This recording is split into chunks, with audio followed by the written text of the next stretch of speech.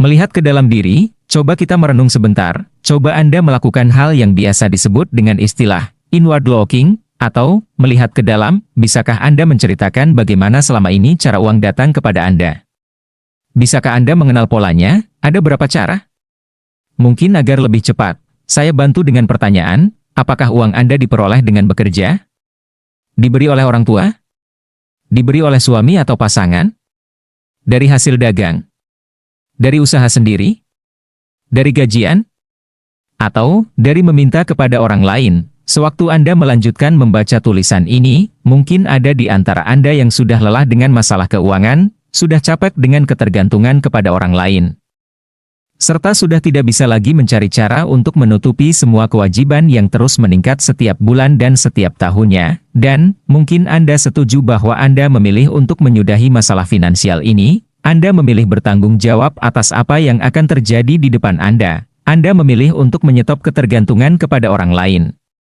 Anda memilih menjadi pribadi yang menang. Anda memilih untuk menjadi bagian dari solusi. Tidak ada yang namanya keunggulan, yang ada hanyalah pengulangan. Misalkan ada seorang perempuan cantik berdiri di dekat halte dekat jembatan Semanggi di Jalan Jenderal Sudirman, Jakarta. Waktu menunjukkan pukul 12:30 malam. Perempuan cantik dengan tinggi semampai dan berkulit putih tersebut berpakaian rapi. Sesekali melihat jam di tangan kanannya, ada beberapa orang berdiri bersamanya, tetapi perempuan yang satu ini menarik perhatian karena cantiknya menonjol sekali.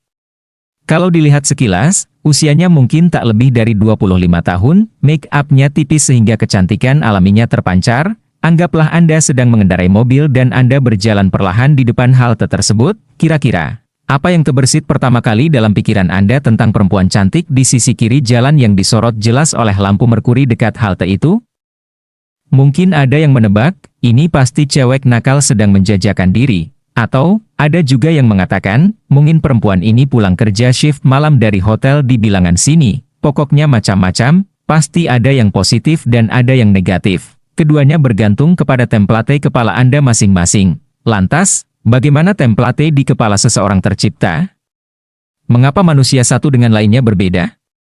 Karena perbedaan itulah, output atau hasilnya berbeda-beda juga. Ada manusia yang sukses, ada yang biasa saja, ada yang gagal, dan beragam hasil lainnya. Template jalannya pikiran atau mind map tercipta karena sesuatu berulang-ulang terjadi dalam perjalanan hidupnya. Misalnya, seseorang membaca koran lampu merah, pos kota, atau banyak lagi berita yang isinya hal negatif. Walaupun berita-berita tersebut merupakan fakta, tetapi kalau setiap hari dijejali dengan berita maksiat dan kriminal, bisa dibayangkan seperti apa template otaknya kira-kira kalau selama 5 tahun dia memperoleh hal-hal seperti itu. Di sisi lain, apa yang terjadi jika seseorang membaca koran dan majalah bisnis, buku self-improvement selama 5 tahun?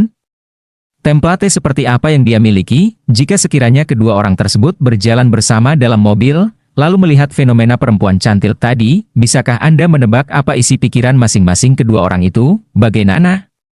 Ingin mengubah dasar pemikiran Anda. Dalam memutar roda, selalu ada hal yang memberatkan, sama halnya dalam melakukan perubahan mindset ini. Maka, selain keyakinan-keyakinan lingkungan yang memengaruhi, ada juga hal yang harus Anda jaga setelah melakukan perubahan. Jika ini tidak dijaga, Anda akan kembali lagi menjadi diri Anda yang lama. Sebagaimana Anda tahu, pandangan dan reaksi Anda terhadap kejadian dalam hidup ditentukan oleh dasar-dasar pemikiran Anda. Dasar pemikiran tersebut merupakan keyakinan-keyakinan, pendapat-pendapat, dan kesimpulan-kesimpulan yang Anda tarik sebagai masukan dari pengalaman yang Anda terima sejak kecil. Hal-hal tersebut yang membentuk self-concept. Seberapa Anda yakin dengan diri sendiri, dan inilah filosofi hidup Anda. Semakin kukuh dasar pemikiran tersebut, semakin yakin Anda dengan kebenarannya. Pada akhirnya, dasar inilah yang menjadi pengendali apapun yang Anda lakukan, kerjakan, dan rasakan. Jika Anda yakin Anda adalah orang yang penuh dengan talenta dan semangat, ramah, populer, sehat, serta memiliki kehidupan yang indah, dasar-dasar pemikiran inilah yang akan membawa Anda kepada penetapan sasaran hidup.